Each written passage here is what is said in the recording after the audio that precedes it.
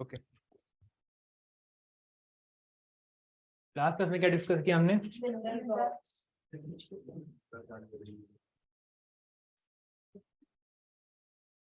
Clear है वहां तक सब?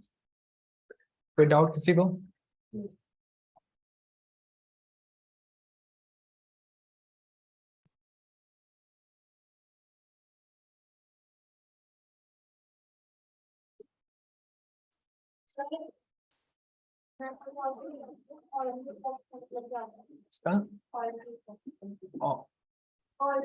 ऑल्टेड रॉक्स का मतलब होता है, ठीक है, लेयर्ड रॉक्स मतलब होता है ना। जैसे ऑल्टेड रॉक्स मतलब कि इसमें आपका इग्नियस भी होता है, साथ में आपका सेडिमेंट्री भी होता है, और कभी कभी एक लेयर आपका मेटामॉर्फिक का भी हो सकता है, ठीक है। कभी कभी मेटामॉर्फिक रॉक ही अपना कुछ और तरह का रूप बना लेते हैं। तो क्योंकि अगर आपका एक रॉक अपना फॉर्म चेंज कर रहा है तो क्या कहते हैं उसका, हम आपका मेटामॉर्फिक, ठीक है। तो एक ही रॉक में आपका इग्नियस भी हो सकता है, सेडिमेंट्री भी और मेटामॉर्फिक भी हो सकता है, तो उसको कहते हैं ऑल्टर्ड रॉक्स, ठीक है। चलिए, Gurvinder, am I clearly audible? Yes, sir. Okay, let me see what to study next and then we will start. Okay, volcanoes हम कर चुके हैं।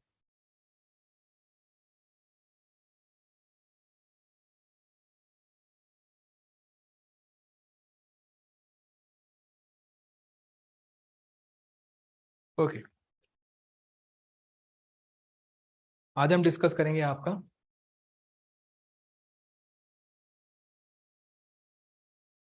एवोल्यूशन ऑफ अर्थ's क्रस्ट, ठीक है। This is your topic today, we will discuss about evolution of earth's crust. अब देखो, आपको पता है कि आपका जो धरती है, इसका जो टॉप मोस्ट लेयर है, it is called as, sometimes it's thick, sometime it's thin, हमें ये बात पता है, ठीक है। तो कैसे आपका अर्थ का जो क्रस्ट है वो इवॉल्व हुआ है, ठीक है। ये तो हमने अर्थ का इंटीरियर पार्ट देख लिया। अगर हम आज अर्थ का टॉप का पार्ट देखें, अगर हम ग्लोब के ऊपर देखें, तो हमें पता है कि एक आपके कॉन्टिनेंट यहाँ पे, ठीक है, फिर एक आपकी यहाँ पे अमेरिका,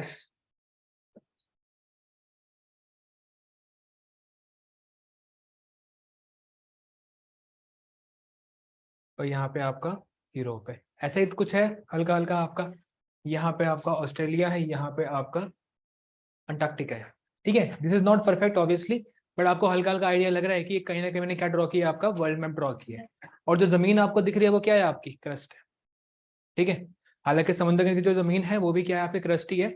बट क्या हमेशा से ऐसे कॉन्टिनेंट्स हुआ करती थी? नहीं होती थी, ठीक है। जब आपका अर्थ फॉर्म हुआ, ठीक है, तो उस समय हर एक कॉन्टिनेंट जो थी वो इकट्ठी थी। जैसे अभी आपका एशिया और ऑस्ट्रेलिया में गैप है, ठीक है, आपका यूरोप और अमेरिकाज में गैप है, बीच में पानी आ जाता है आपका, ठीक है। लेकिन एक समय जब आपका अर्थ फॉर्म हुआ था, ठीक है, वहां पे आपका जो क्रस्ट था वो बिल्कुल सेम टू सेम था, एक ही हिस्सा। मतलब कि अगर आपका ये वर्ल्ड मैप है तो आपका क्रस्ट पूरा का पूरा ये है, either it was all land, और इट वाज ऑल वाटर, या ऑल ओशन। तो हमने वही डिस्कस करना है कि कैसे आपका जो अर्थ का क्रस्ट है वो इवॉल्व होके ऐसे कॉन्टिनेंट में, 7 कॉन्टिनेंट्स में बट गया, और साथ में आपका हाउ मेनी ओशंस, 5 ओशन में बट गया। हालांकि ओशन तो अभी भी कनेक्टेड एक दूसरे से, बट फिर भी हमने नाम दे दिया उनको। तो earlier initially all the continent or all the land surface of your earth was one single plot। धीरे धीरे उसमें क्या हुआ, आपका डिसइंटीग्रेशन हुआ, टूटा, और आपके अलग अलग कॉन्टिनेंट्स बन गए। तो how did this happen, how much time it took, ठीक है। और हमें कैसे पता कि आपस में जुड़े हुए थे कभी पहले, क्योंकि ये चीज तो आपका लाखों साल पहले हो रखी है आपकी। तो कौन कौन सी फोर्स काम कर रही है, कौन कौन से आपके एविडेंसेस हैं, क्या इसके रिगार्डिंग कोई थ्योरी भी है आपकी, ठीक है। तो there is a theory called continental drift, ठीक है। वो थ्योरी दी है आपके जिस एक व्यक्ति, इसका नाम क्या है आपका, एल्फ्रेड वेगनर, ठीक है, एल्फ्रेड वैगनर, ठीक है, ही गेव द थ्योरी कि आपका जो कॉन्टिनेंट्स हैं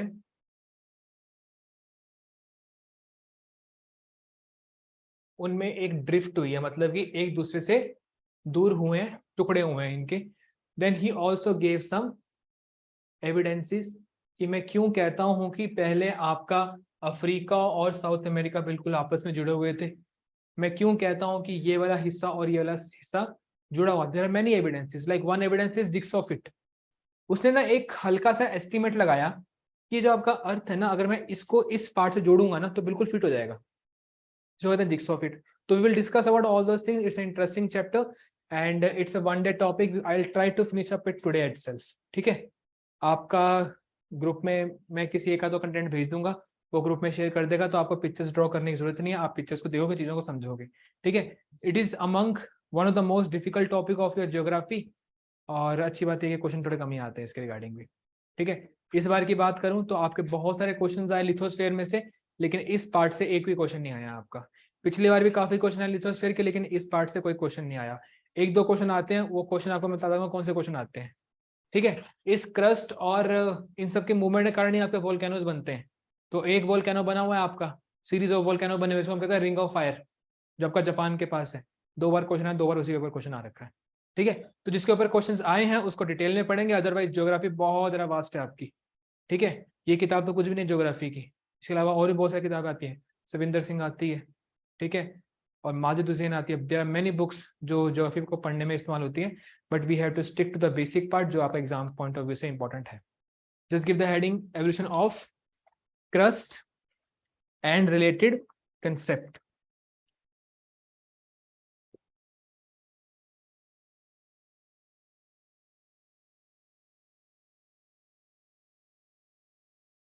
डन। यहां पे आप लिखिए the theory of continental drift, the theory of continental drift was among the first attempts, the theory of continental drift was among the first attempt to explain the present arrangement of continents, to explain the present arrangement of continents and ocean basins.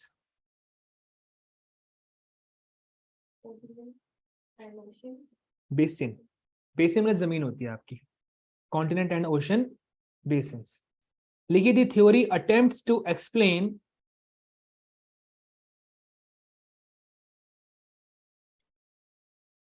the continents, however the theory attempts to explain how the continents moved over time, how the continents moved over time, full stop. However this theory is replaced by, however this theory is replaced by the theory of plate tectonics, ठीक है। तो इस chapter में हमने 2 theory पढ़नी है, एक पढ़नी है थ्योरी ऑफ कॉन्टिनेंटल ड्रिफ्ट, एक पढ़नी है थ्योरी ऑफ क्या, plate tectonics. So there are 2 theories that we will discuss in this chapter, which will explains कि how the continents are, ठीक है, और पहले क्या हुआ करती थी, ठीक है। तो सबसे पहले आप हेडिंग दोगे the theory of continental drift, the theory of continental drift.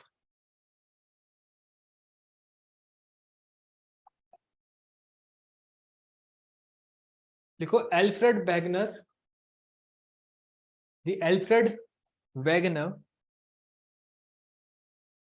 a German astronomer, Alfred Wegener, a German astronomer, propounded this theory.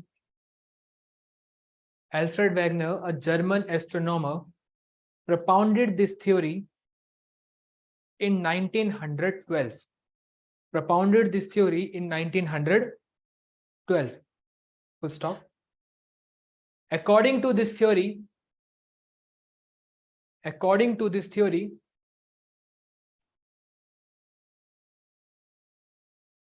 the continental landmass, मतलब जितना भी आपका जमीनी हिस्सा है, ठीक है, according to this theory the continental landmass were drifting, drifting मतलब दूर जा रहे हैं एक दूसरे से या टूट रहे हैं, वर ड्रिफ्टिंग। स्टॉप। लिखिए, वही अकॉर्डिंग पूरा मत लिखना, एसीसी लिख दो। पता ना एसीसी क्या होता है? अकॉर्डिंग ही होता है। ACC to the theory, according to theory all the landmasses, according to theory all the landmasses were united into a large single supercontinent। कि पहले आपके 7 कॉन्टिनेंट नहीं थे, पहले आपका सिर्फ एक कॉन्टिनेंट था जिसका नाम क्या था आपका?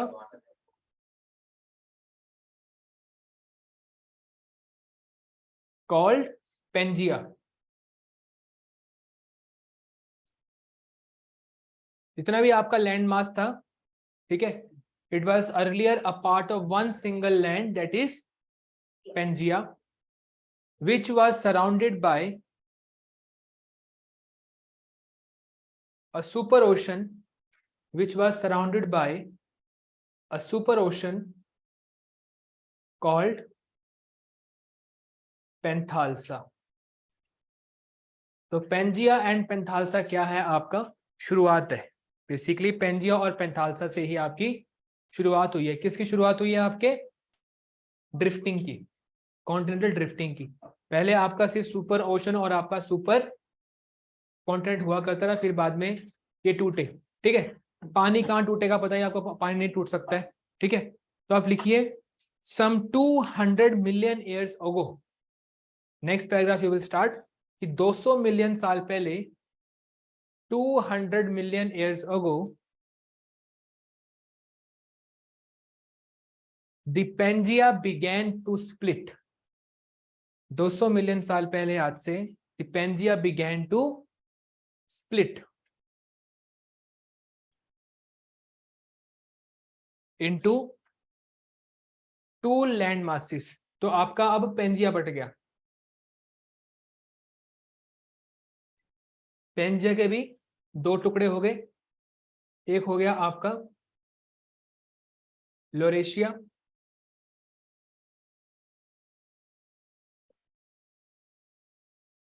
और एक हो गया आपका गोंडवाना लैंड।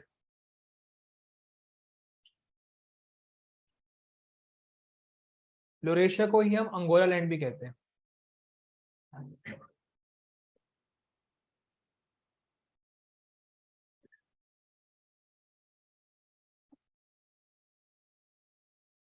लोरेशिया में आप लिखोगे नॉर्थ,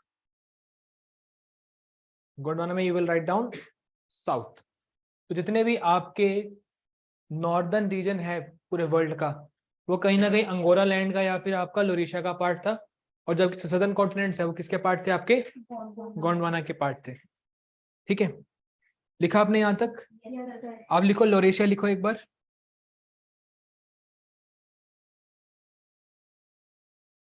इसमें लिखो north America, comma Greenland, comma Greenland and Europe Russia.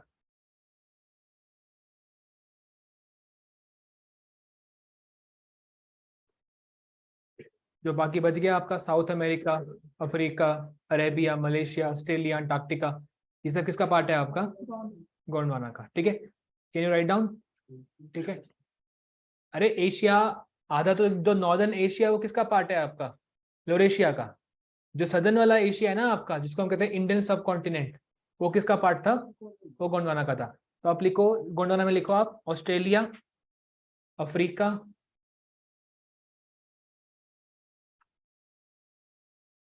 Australia, Africa, Antarctica, south America,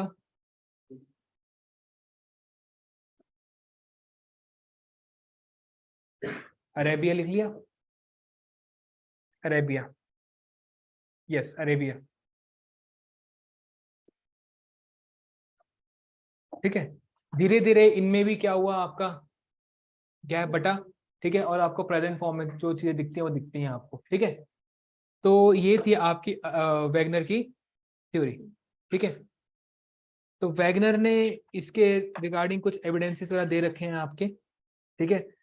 तो आप आगे लिखोगे evidences to support the theory of, small heading लिखोगे, evidences to support the theory of continental drift, कि अगर continental drift हुई तो किन कारणों से हुई, वो हमने यहां डिस्कस करना है,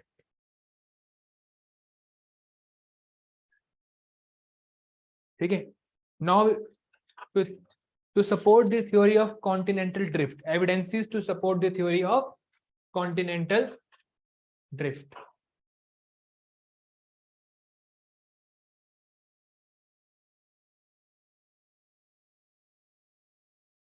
ओके, फर्स्ट है आपका jigsaw fit.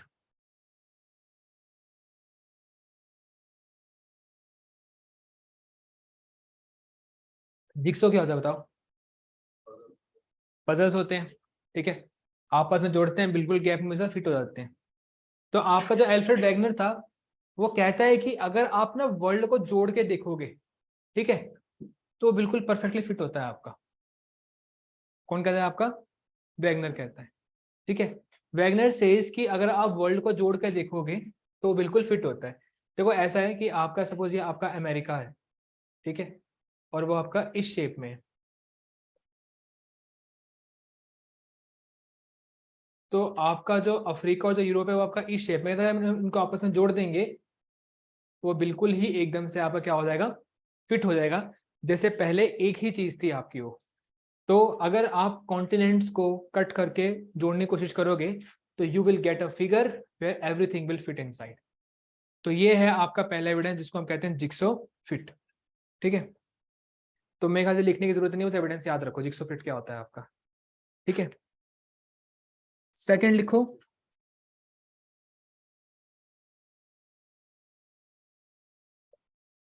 Palaeo, PALEO, paleo climatic, PALEO paleo climatic, CLIMATIC climatic evidence.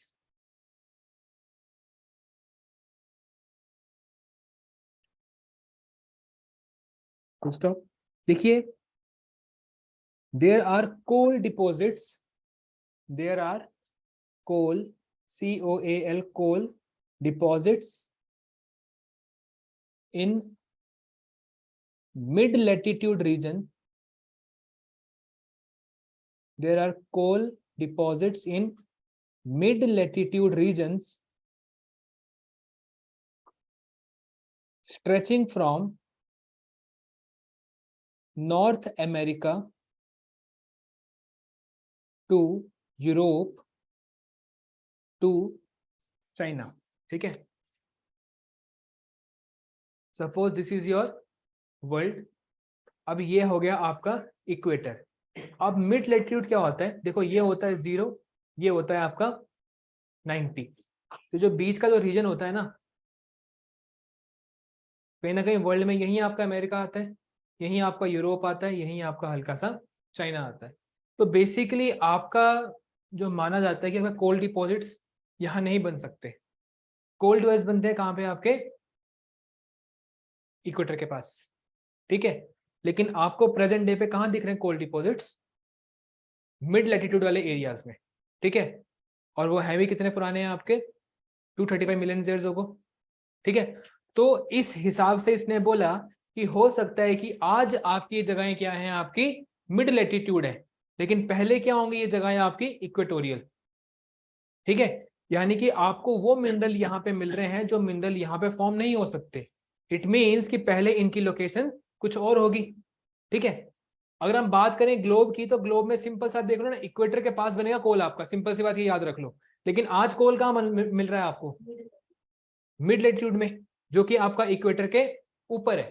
तो उसने बोला कि प्रोबेबल एस्टिमेशन क्या है कि ये वाला जो हिस्सा होगा पहले के कोई टुकड़ा कहाँ पे होगा आपका, यहाँ पे होगा, ठीक है। ये आपके पहले के ट्रॉपिकल फॉरेस्ट होंगे, जहां पे आपका जो धीरे धीरे आपके खराब होते होते क्या बन गया आपका, कोल बन गया। कोल किससे बनता है आपका बताओ, कोल कैसे बनता है? प्लांट्स वगैरह होते हैं आपके, ठीक है, ठीक है। पीवीटी, प्रेशर वॉल्यूम टेम्परेचर, इसके कारण आपका चीजें सड़ती हैं और कोल का फॉर्म ले लेती हैं आपका। तो कहते हैं कि जितनी ज्यादा रिजर्व अभी कोल की यहाँ है वो पॉसिबल नहीं है क्लाइमेट के हिसाब से। इट मीन्स कि some time at some point of time this place would have been this place near equator. यहाँ पे आपके रेन फॉरेस्ट होते होंगे, उन्हीं को सड़ सड़ के क्या बन गया आपके, धीरे धीरे कोल बन गया आपका वहां पे। अगला लिखो आप, evidence from fossil, evidence from fossil.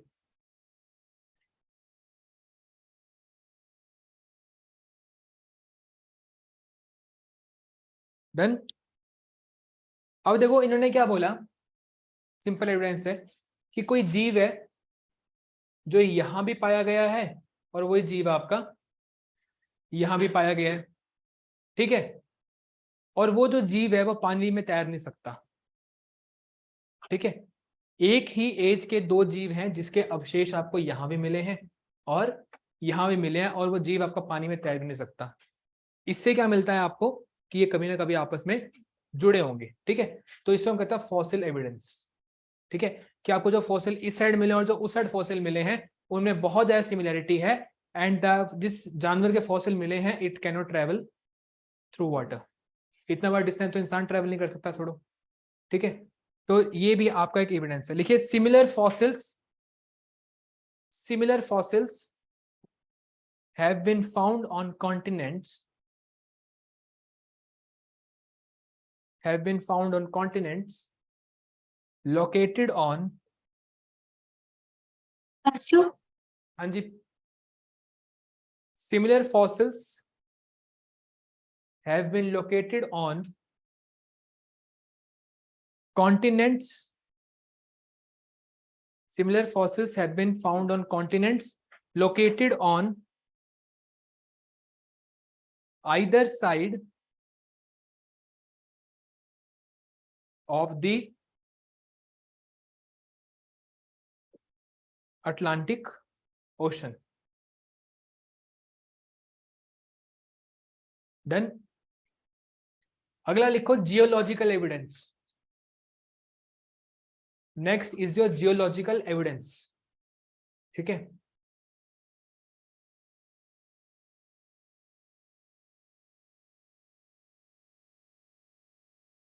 अब इसमें एक और चीज जो है वो इसी के एग्जांपल है, जैसे यहाँ पे आपको सिमिलर फॉसिल्स मिले हैं ना दोनों साइड में, वैसे ही आपको सिमिलर रॉक स्ट्रक्चर भी मिला है।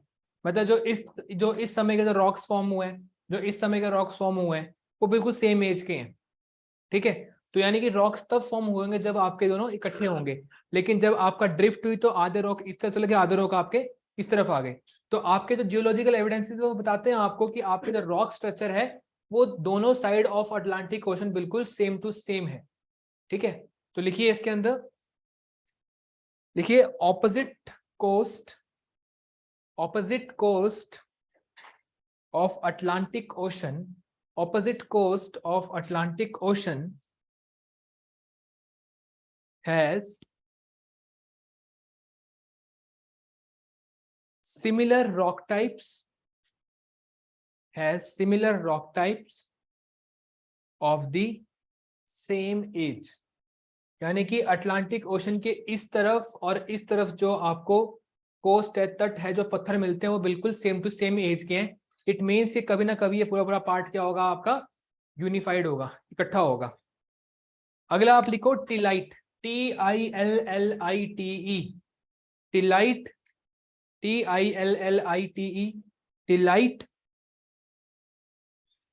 Deposits, tillite deposits.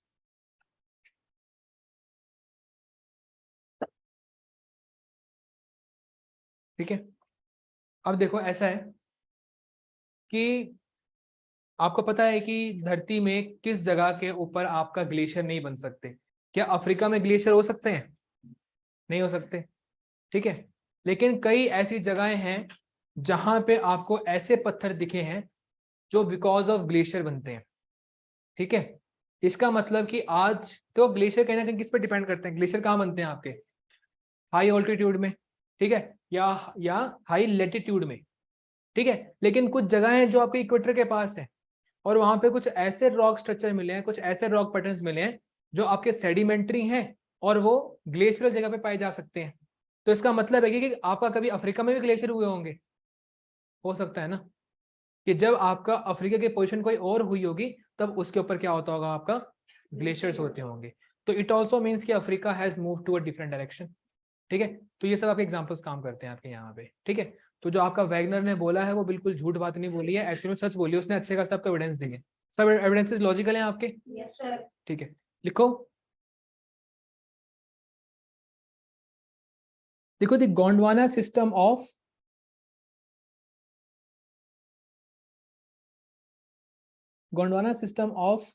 sediments,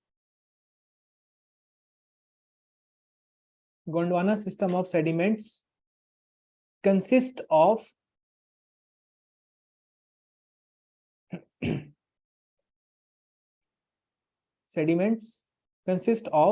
tillite, Tillite, tillite deposits, a form of sedimentary rock. Tillite deposits, a form of sedimentary rocks formed by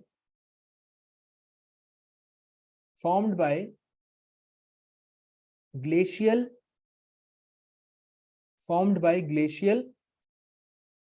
deposition.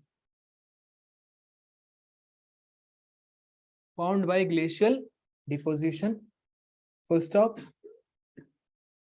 देखिए, these deposits in regions close to equator,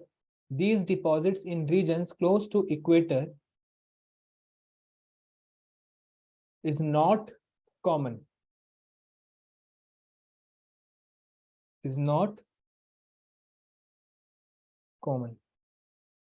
Full stop.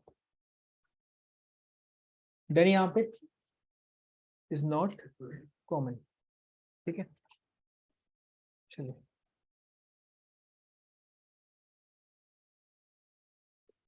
Done है यहाँ तक। ठीक है, चलिए, I will send a picture in your group. I don't know if I'm in your group or not.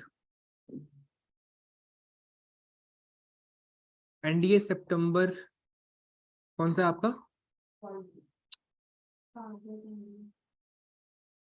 मेरे को try करना, ग्रुप में ऐड हो गया को।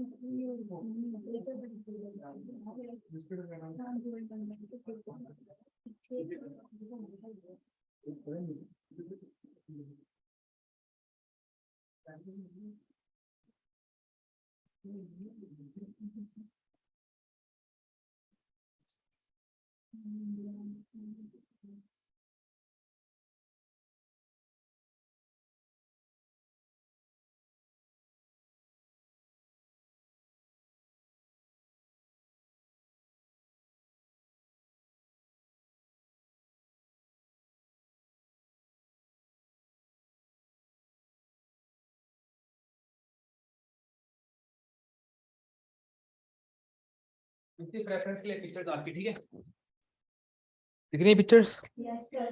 ठीक है, this are pictures for your reference. You can see जो आपका जो आपकी फर्स्ट इमेज है ब्लू कलर की, उसमें देखो जो आपकी रेड कलर की लाइन ड्रॉ की है और जो आपके नीचे जानवर ड्रॉ किया उसके पास, कहते हैं कि साउथ अमेरिका और अफ्रीका में सेम जानवर मिलता है, ठीक है। वैसे ही आपकी जो अलग अलग तरह की और लाइंस ड्रॉ कर रखी हैं, यानी कि एक पर्टिकुलर जानवर है जो हर एक कॉन्टिनेंट में फैला हुआ है, ठीक है। अब अगर हम आज की बात करें, आजकल आपके हाथी मिलते हैं, वो कोई बड़ी बात नहीं है, लेकिन आपके दो तरह के हाथी है ना, एशियन हाथी, एशियन एलिफेंट और अफ्रीकन एलिफेंट, दोनों में फर्क है। अगर आपको अफ्रीकन एलिफेंट पता है ना कहाँ मिलता है, और एशियन गांधा पता है ना आपको, इनके नाम ही इस तरीके से पड़े हुए हैं आपके। सपोज अगर फ्यूचर में पता लगे कि आपका जो अफ्रीकन एलिफेंट है उसके अवशेष कहाँ मिल रहे हैं, आपके इंडिया में मिल रहे हैं, तो इसका मतलब वो भी क्या एस्टिमेट लगा सकता है आपका कि इंडिया और अफ्रीका पहले एक ही का पार्ट थे आपके। तो ये वही है आपका, यूजुअली क्या होता है, एनिमल आपके सेपरेटेड होते हैं रीजन वाइज, ऐसा नहीं है कि कोई जानवर आपका यहाँ मिलता है वो ऑटोमेटिकली उड़ के वहां पहुंच जाएगा आपका, ठीक है। तो वो लॉजिक है आपका। और दूसरा देखो, आपका जो साउथ अमेरिका और जो अफ्रीका है आपका, फिट हो रहे हैं कि नहीं हो रहे पूरे के पूरे आपस में? ऑलमोस्ट फिट हो रहे हैं बिल्कुल आपके, ठीक है। तो ये जो थ्योरी वगैरह दी गई है आपकी रिगार्डिंग योर रॉक्स, ठीक है, रिगार्डिंग योर फॉसिल्स, ठीक है, रिगार्डिंग योर ये सब चीजें, तो ये कहीं ना कहीं यहाँ पे काम करती हैं, ठीक है। अब आप इसमें अगला लिखो। हाँ, क्या हो गया? अगला लिखो, force behind the movement, force behind the movement. Evidence के बाद पैराग्राफ लिखो कि इसके लिए आपका जो मूवमेंट हो रही थी आपकी, उस मूवमेंट के लिए आपका एविडेंस तो हमने देख लिया कि ऐसा ऐसा हुआ, लेकिन अगर आपके कॉन्टिनेंट्स आपस में ड्रिफ्ट हुई हैं तो ताकत क्या थी, किस ताकत के कारण आपकी ड्रिफ्ट कर रही थी, ठीक है। पहला आप लिखो, tidal force of the sun and moon, tidal force of the sun and the moon on the continents, tidal force of the sun and the moon on the continents। अब सपोज करो कि ये आपकी धरती है, ठीक है, और जो ऊपर का लेयर है ये धरती के ऊपर पानी है, ठीक है। जो आपका समुद्र का पानी होता है, because of the gravitational pull of sun and moon, ठीक है। अगर सपोज आपका यहाँ पे सन है सामने, तो दो ऑब्जेक्ट के बीच में क्या होगा, मास, फिर ग्रेविटेशन।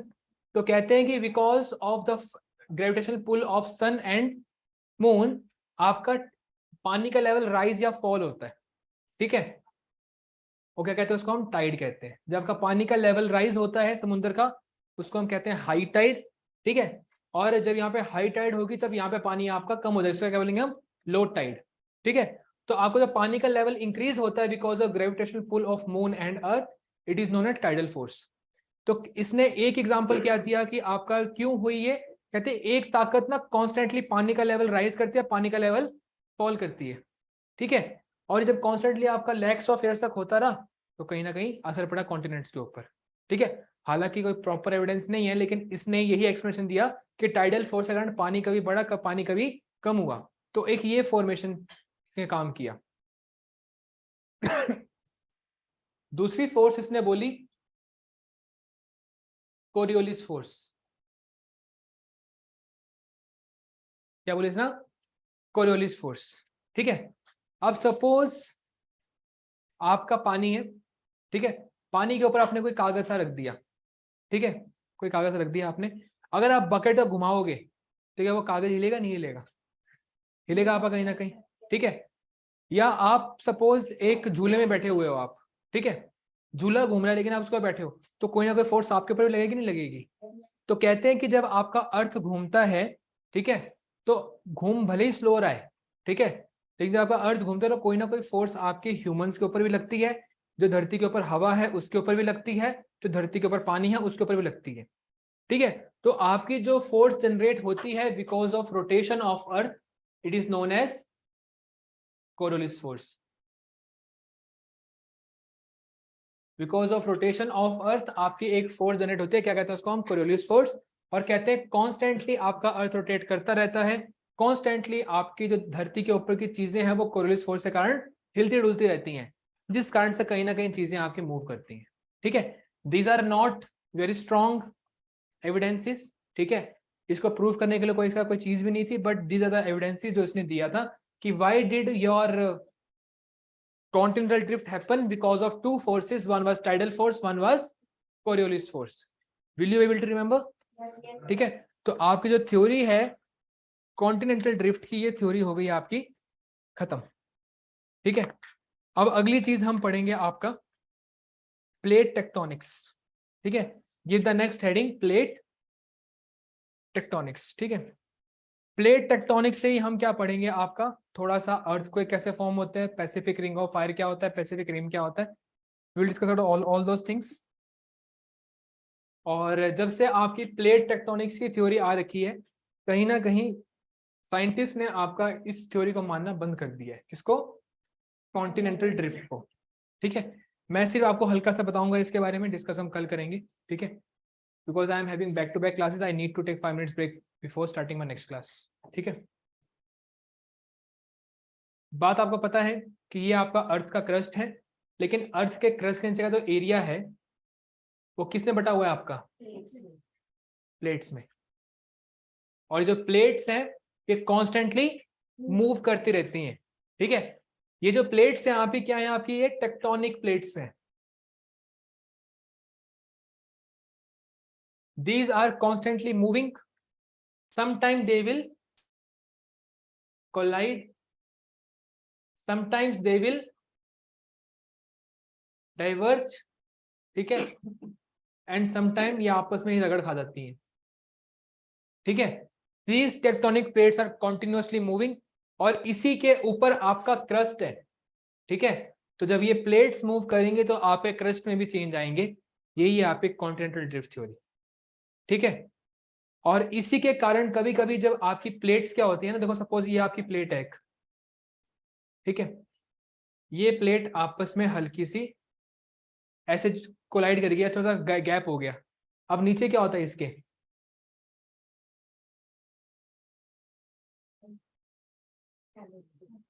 यहाँ पे क्या फॉर्म हो जाएगा आपका?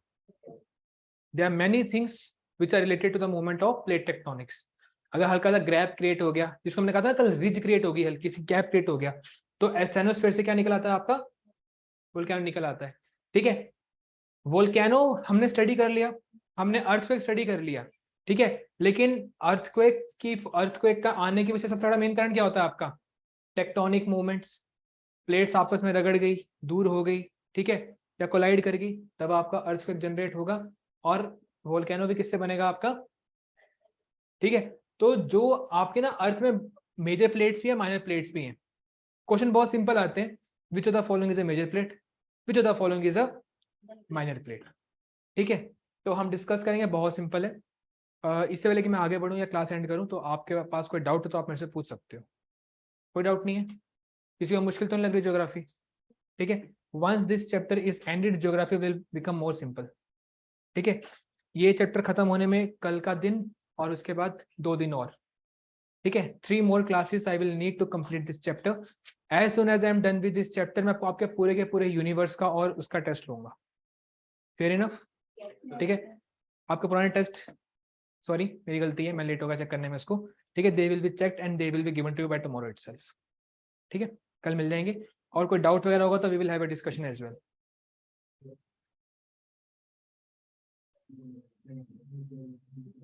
गुरविंदर कोई डाउट है आपको? बताओ। No sir. Okay, yes sir.